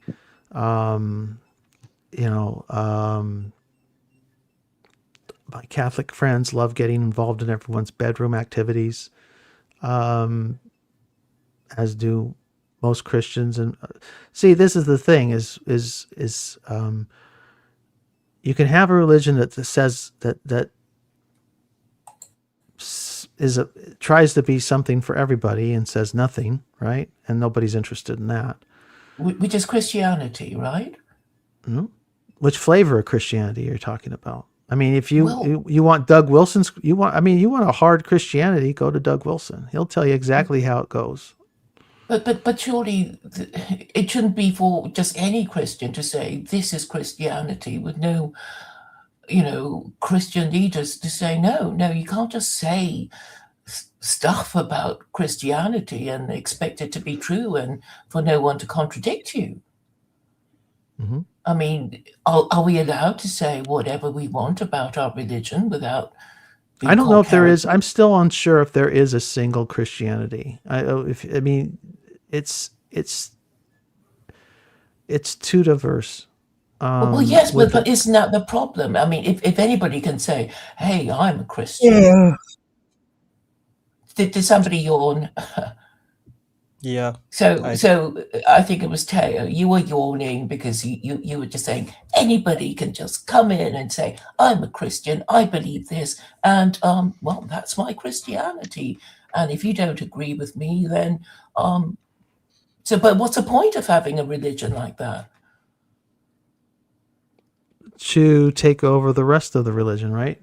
I mean, that would be like. But once upon a time, there was a leader, and there was, there were people who say stuff, and were respected because they were the Pope, they were the Archbishop. Well, that's why I'm taking seriously the one true church. I'm sorry. That's why I'm looking into the one true church. But it's been. Wasn't it defeated by the Protestants in the wars of the Reformation? It's standing and is stronger than ever. There are more Catholics than there have ever been in the history of humanity. Well, it didn't help the South Americans. They're not the ones in, running the world. I would make the argument that Christianity has always been multicultural. Oh, right? Yes.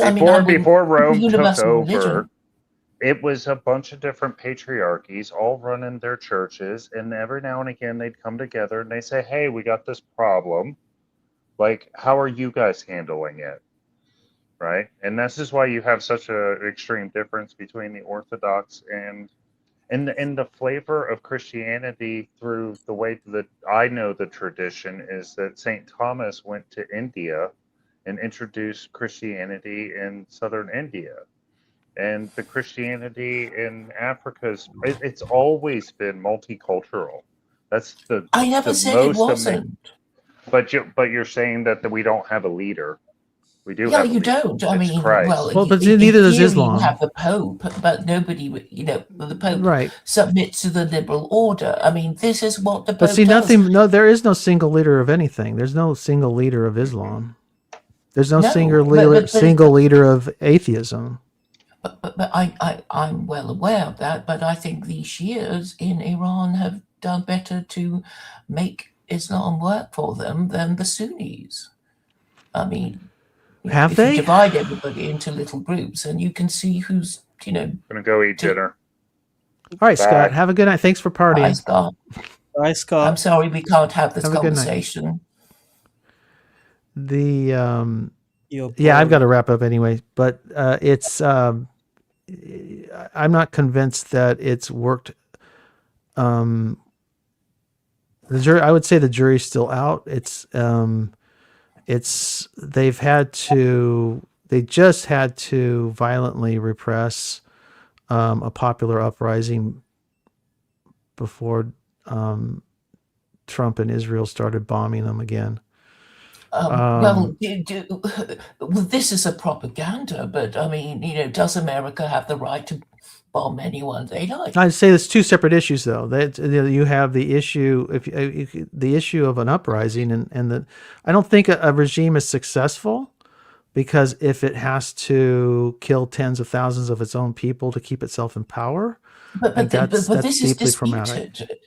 I mean, there's always been, anti-Muslim propaganda all the time, and of course, I guess if we're in the West, we're expected to believe in it. Like they deserve to be bombed because they're Muslim, because they're not one of us, and they have oil, and we want it. We want it.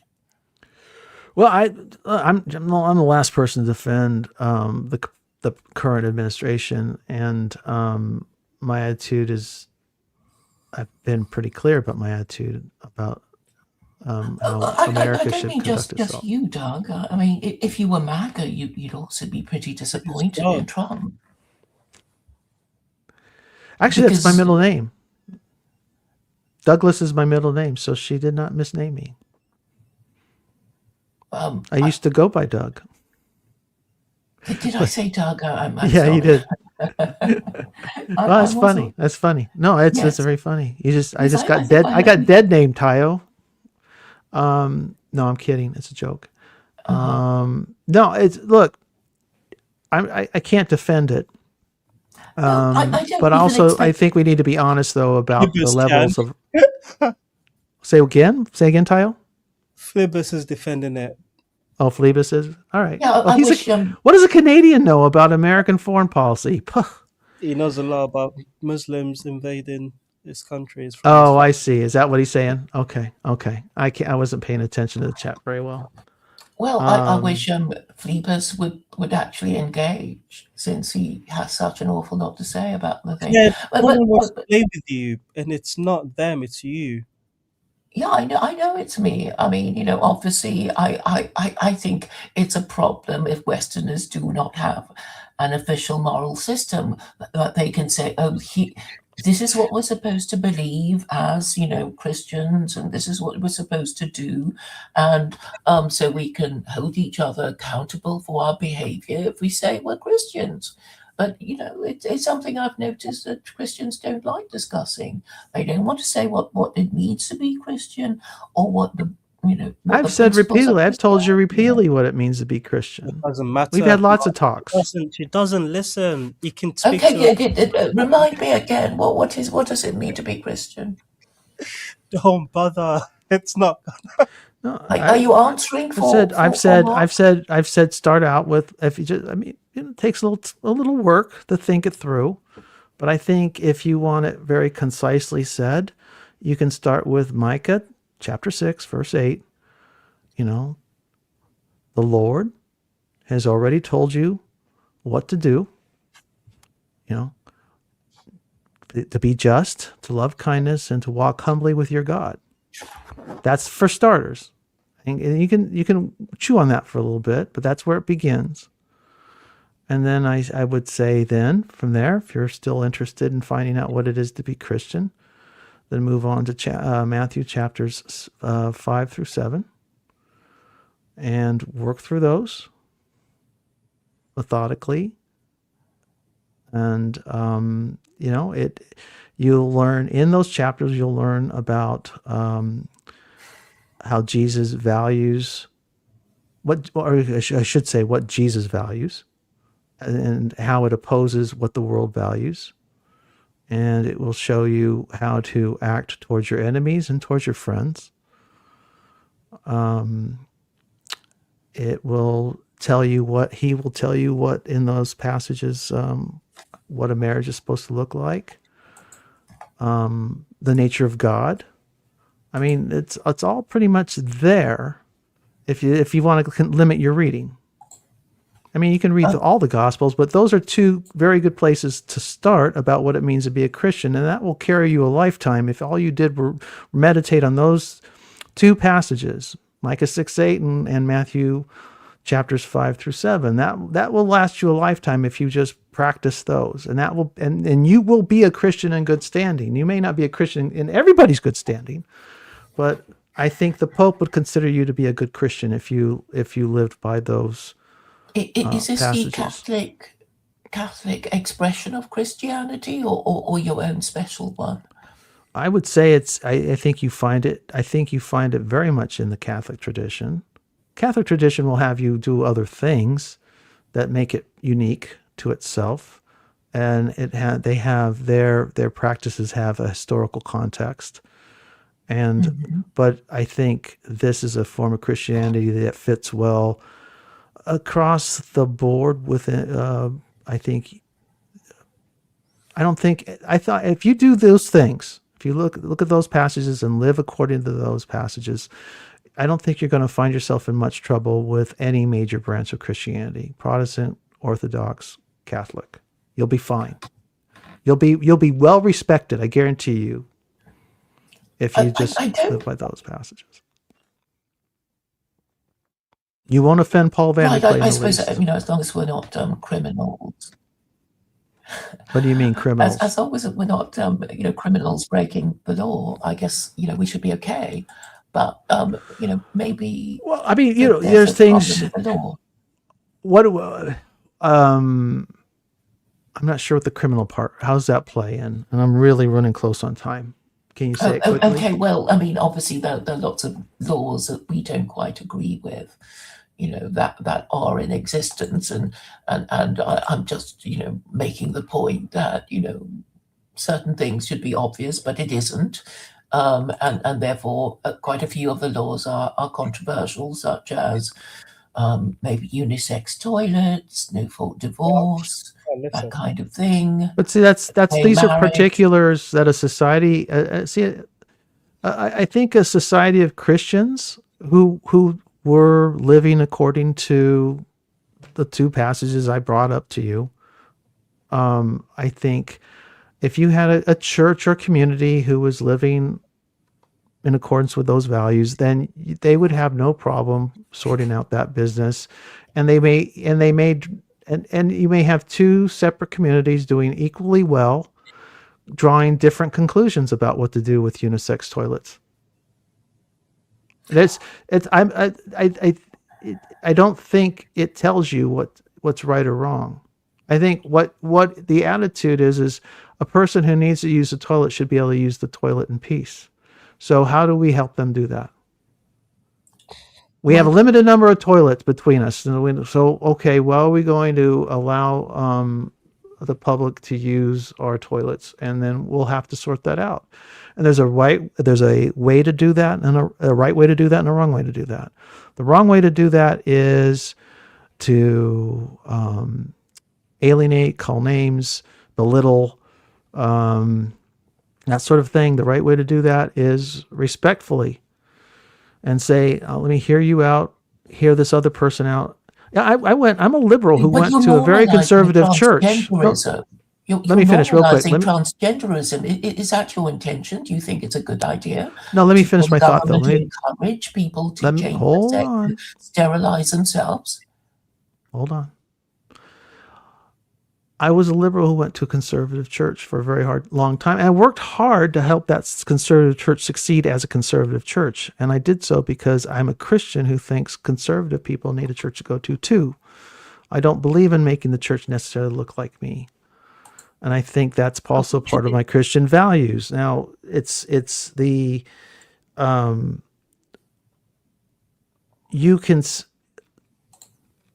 people take, drastic measures to deal with drastic situations. And I'm really slow, as this is one of the reasons I respect the Pope and the papacy, the Vatican, the modern Vatican anyway, these days, because it's very slow to judge, and they're very measured in the actions they take. They don't rush to judgment. They take their time to make a decision on big issues. And whereas you'll find some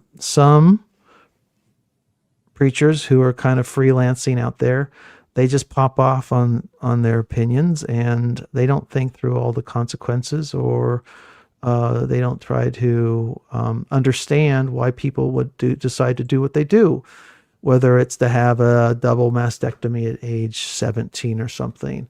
Surely But you want to approve of that, Mark. it's not. No, I'm not approve or disapprove. It's not. Some of this is some of it's, as I understand it, I try to be educated about these things, and they see it as a medical solution to a medical problem or psychiatric problem. And they're taking the measure to, hold on. I'm not trying to, hold on. See, they think they're saving a life. Okay? I know that they're using... But these are not people who do not care. Justifying it for medical reasons, yes? Some of the people involved in decision-making are parents. Some of them are doctors. Some of the patients themselves. And they're acting in a way that they're trying to intervene to save a life, either or to make life livable for the patient. Now, I'm not involved with the regulatory agencies who govern these things. I'm not a medical professional. I'm not a psychiatrist, and I'm not the parent of these of one of these people. So But if you did, would you be okay about hormone treatment before the child is even adult? Is a child able to make these decisions? May I?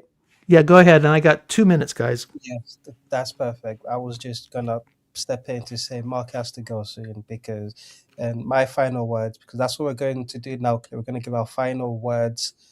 My final word is, can someone please just clip out a section where Mark gave a beautiful answer to what a Christian is, right before Claire turned Without mentioning the Trinity. Right before Claire turned it into a question about gender bathrooms, Mark gave a very concise, and I want someone to clip that and send it to McMo to put McMo beat over it. Will I be entitled to a last word? Yes, please. Give me your last word. 30 seconds. Thank you. So the last word on this would be, if you think you were born in the wrong body, you're actually saying God, if he exists, put you in the wrong body. But if you did believe in God, you wouldn't presume to say such a thing, would you? You wouldn't say, oh, God, in a fit of absent-mindedness, put me in the wrong body with the wrong sex organs, and therefore I have to go and change my sex and sterilize myself and be lost to, becoming a potential married parent, which is, I see, devastating the Western labor force. Because a lot of the immigration and fear and hatred of Muslims is because they see Muslims as the group of immigrants that they feel most hate and fear of. So I'm saying it's all related. Okay. Yeah. Let me give you my last thought, and I'll directly respond to what you said about the wrong body business. For whatever mysterious reason, nature does seem to make mistakes that we feel the need to respond to. I've met and known of people. It's not totally uncommon. Children born with I can't remember the name of the disease anymore, but it's a broken glass or something. Their body, their bones break. They're very brittle bone disease, and the bones they have microfractures constantly in their body. So they live they live in wheelchairs, and their bodies look very distorted, and their lives are very, very painful. This is the body they're born into. It's nobody in their right mind thinks it's evil to try to help alleviate them of that pain and suffering, if it were possible. Unfortunately, we don't have the technology yet to solve that problem. I think some people experience similar levels of pain of a different nature, maybe more psychological. There may be better solutions than what are currently at play. But it's who am I to judge? I always am encouraging people to, do less, but, wait more and do less, but it's, again, not for me to judge. It's just, everybody's got the burden that they have to carry. And, you can frame it theologically and say God made a mistake. Some people do. I just approach it more as a mystery and say, well, you find yourself in this is a human body in a certain set of circumstances, and it's for all of us to respond in a godly way to the circumstances. And part of my godly response is I may not agree with your solution to the problem, but I'm still obliged to love you, care for you, respect you, and not burden you further with my opinions. You're living in the body you're living in, and you're enduring as best you can endure, and I will help you endure if at all possible. I'm definitely not going to try to make the burden heavier, which is what I think a lot of politics does around this sort of thing. I would rather us not politicize it and just deal with the suffering and as best we can. But that has to be the last word. And unfortunately, it's a topic that really begs to be discussed for many hours more, Claire. So I appreciate you bringing it up. I accept your last word. Thank you for having me, Mark, and thank you for this stream. Always. All right. God bless everyone. Have a good night.